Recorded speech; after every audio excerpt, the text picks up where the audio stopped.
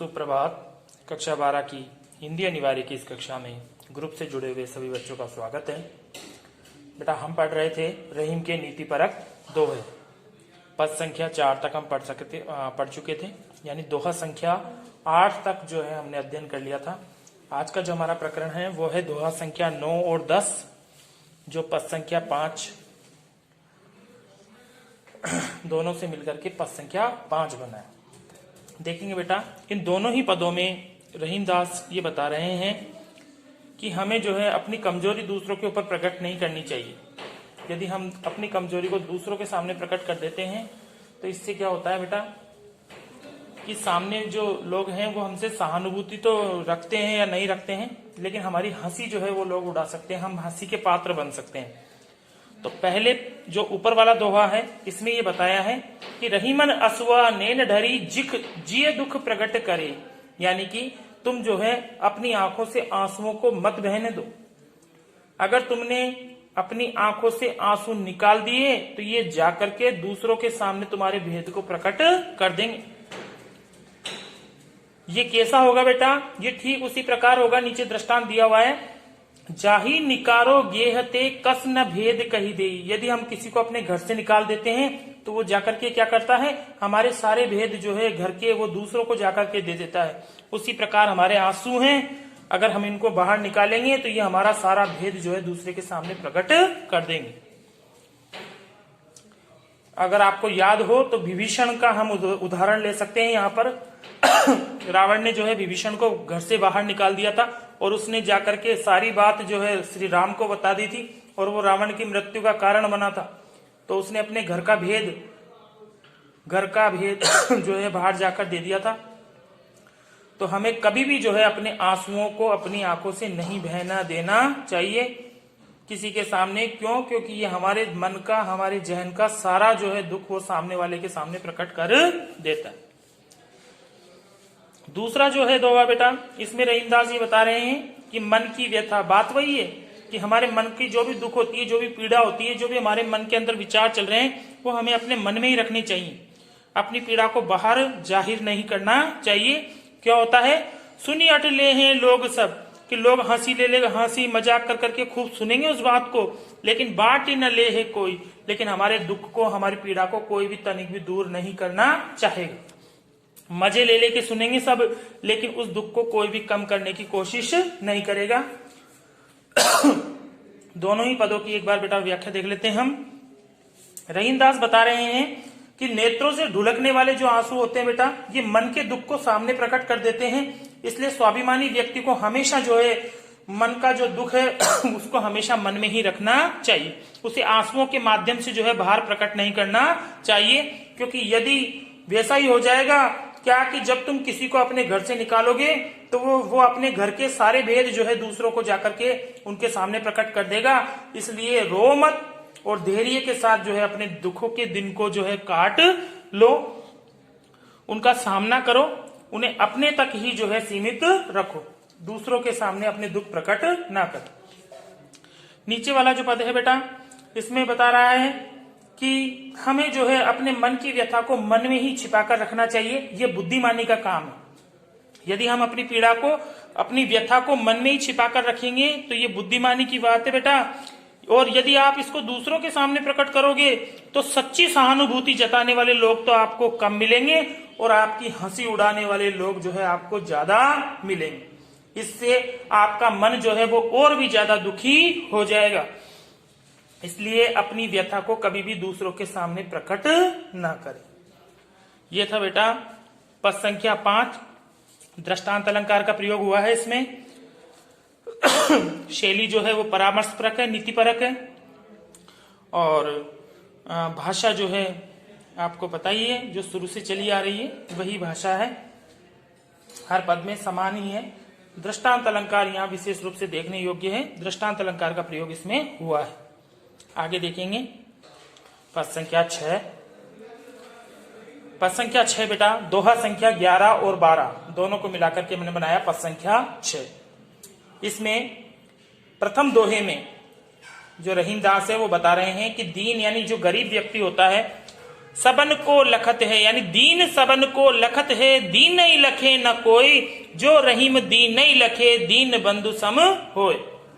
रहीमदास यहाँ बता रहे हैं कि जो दीन व्यक्ति होता है, जो गरीब व्यक्ति होता है, वो हमेशा जो है सबकी ओर सहायता के लिए जो है वो देखता रहता है कि कोई आए और उसकी मदद करे, लेकिन दीन नहीं लखे न कोई, लेकिन कोई भी जो है गरीब की ओर देखता नहीं, कोई भी जो है उसकी मदद करने के लिए आगे नहीं आता है।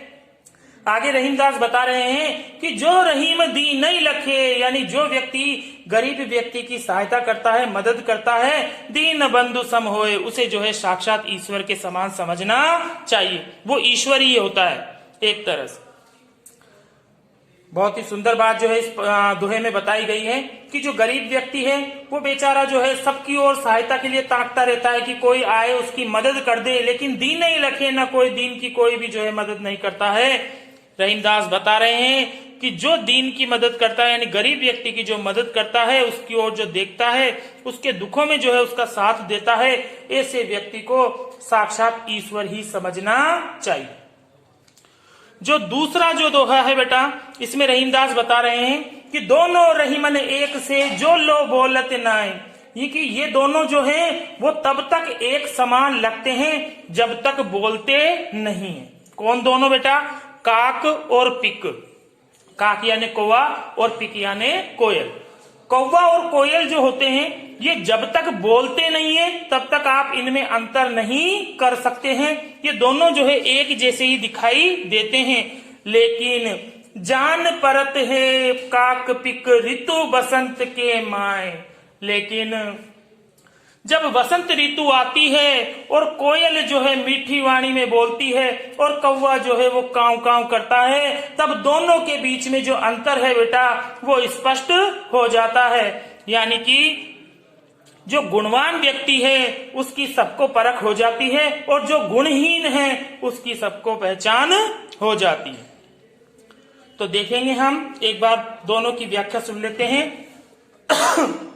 रहीमदास बता रहे हैं, पहले दोहे की कर रहे हैं कि जो बेचारा गरीब व्यक्ति होता है वो सहायता के लिए सभी की ओर ताकता रहता है, देखता रहता है कि कोई उसकी ओर ध्यान दे ले, कोई देख ले कि भाई मेरी कोई सहायता कर दे, लेकिन कोई भी जो है गरीब व्यक्ति की सहायता या उसकी मदद नहीं करता है। रहीमदास बता रहे हैं कि जो व्यक्ति जो रहीम दीन नहीं लखे, यानी जो व्यक्ति गरीब की मदद करता है, उसकी सहायता करता है, उसकी ओर देखता है, उसका ध्यान देता है, दीन बंधु सम होए, उसे हम दीन बंधु ईश्वर के समान ही जो है हमें उसे समझना चाहिए।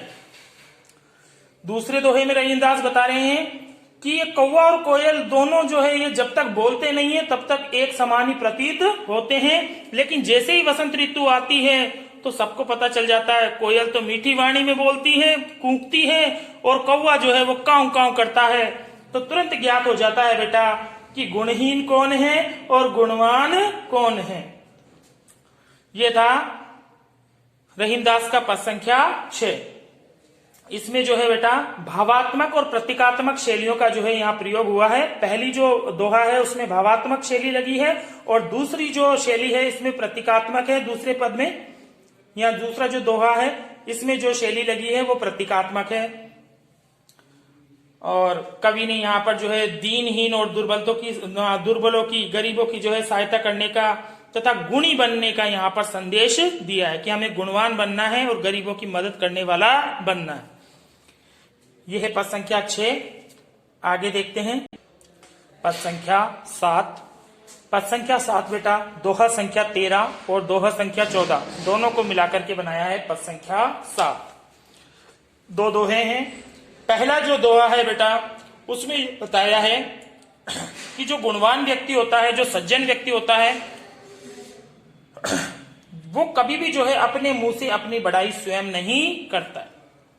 नीचे जो है बहुत ही सुंदर उदाहरण दृष्टांत के माध्यम से प्रस्तुत किया है कि हीरा जो है वो कितना मूल्यवान होता है, उसके बावजूद भी वो ये नहीं बताता कि मेरा जो मूल्य है वो लाखों में है। टका यानी मोल, रुपए, मेरा जो मूल्य है वो लाखों में है। कभी भी हीरा ये बात नहीं कहता है। दूसरा जो बताया है बेटा वो यहां रहीमदास ये बता रहे हैं कि एक बार यदि कोई बात बिगड़ जाती है तो आप चाहे लाख उपाय कर लो, वो कभी भी जो है वापस से नहीं बन पाती है। नीचे उदाहरण दिया है बहुत सुंदर दृष्टांत के माध्यम से कि एक बार जब दूध फट जाता है बेटा तो आप उसको मथ करके उसमें से माखन नहीं निकाल सकते हैं। दोनों ही बातें बहुत सुंदर हैं, देखेंगे दोनों का हम। रहीमदास कह रहे हैं कि जो लोग बड़े बड़ाई ना करे बड़ो न बोलो बोल, और रहीमन हीरा कब कहे लाख टका मेरो मोल। रहीमदास बता रहे हैं कि जो लोग वास्तव में गंभीर स्वभाव वाले होते हैं, जो महान होते हैं, जो गुणवान होते हैं, जिनके अंदर गुण जो है कूट कूट कर भरे हुए होते हैं, ऐसे लोग कभी भी जो है अपने मुंह से अपनी तारीफ, अपनी प्रशंसा जो है स्वयं नहीं करते हैं। नीचे दृष्टांत के माध्यम से बहुत ही सुंदर जो है उदाहरण यहाँ कवि ने प्रस्तुत किया है कि हीरा जो होता है वो इतना मूल्यवान होता है, लेकिन कभी भी जो है वो अपनी प्रशंसा स्वयं नहीं करता। यह नहीं कहता कि देखो मेरा मूल्य जो है कितना है या लाखों में है, यानी कि उसके गुणों ने ही उसको लोकप्रिय और मूल्यवान बनाया है। जो बड़प्पन वाले लोग होते हैं, जो गंभीर स्वभाव वाले लोग होते हैं, जो महान होते हैं, वो अपने गुणों के कारण ही महान बनते हैं, अपने गुणों के कारण ही महान या बड़े बनते हैं। वो कभी भी अपनी प्रशंसा स्वयं नहीं करते, अपनी बड़ाई अपने मुंह से नहीं करते। दूसरी बात कवि नीचे बता रहा है कि स्वाभिमानी जो लोग होते हैं बेटा, वो कभी भी अपनी बात या प्रतिष्ठा पर आंच नहीं आने देते। क्यों? क्योंकि उनको पता है कि यदि एक बार इस समाज में सम्मान यदि हमारा कम हो गया तो फिर जो है उसे प्राप्त कर पाना असंभव हो जाएगा। स्वाभिमानी जो लोग हैं वो इस बात को जानते हैं कि यदि एक बार हमारी प्रतिष्ठा पर, हमारे सम्मान पर यदि आंच आ गई तो फिर चाहे कितनी कोशिश कर लें, इस समाज में हम दोबारा से वही सम्मान, वही आदर जो है हम प्राप्त नहीं कर पाएंगे। नीचे जो है दृष्टांत के माध्यम से बहुत सुंदर बात कही गई है कि जिस प्रकार असावधानी से जो दूध फट जाता है बेटा, उसे चाहे आप कितना भी मथ लो, उससे जो है फिर मक्खन नहीं निकल सकता है। सॉरी। तो दोनों ही दोहों में बेटा जो है दृष्टांत का प्रयोग हुआ है। साथ साथ जो है यहाँ पर अनुप्रास भी आपको दिखाई दे रहा होगा, बड़े बड़ाई ब आवृत्ति के कारण जो है यहाँ पर अनुप्रास भी है। सरल भाषा में बेटा कवि ने बहुत बड़ी जो है बात यहाँ पर कही है, बहुत ही उपयोगी जो है संदेश हमको दिया है। और अपने आत्म सम्मान को बचाने के लिए कवि ने यहाँ कह रहा है कि हमेशा जो है अपने आत्म सम्मान की रक्षा करनी चाहिए, उसको कभी भी जो है व्यर्थ नहीं जाने देना चाहिए, क्योंकि एक बार यदि आपका आत्म सम्मान चला गया तो फिर उसे पुनः प्राप्त नहीं किया जा सकता है। शैली जो है बेटा वो उपदेशात्मक है। ये थे कवि रहीम के दोहे संख्या 5, 6 और 7। अगला जो हमारा वीडियो होगा उसमें हम इसके आगे की चर्चा करेंगे। इनकी सबकी जो व्याख्या है वो आपको पीडीएफ के माध्यम से मिल जाएगी। तब तक के लिए धन्यवाद।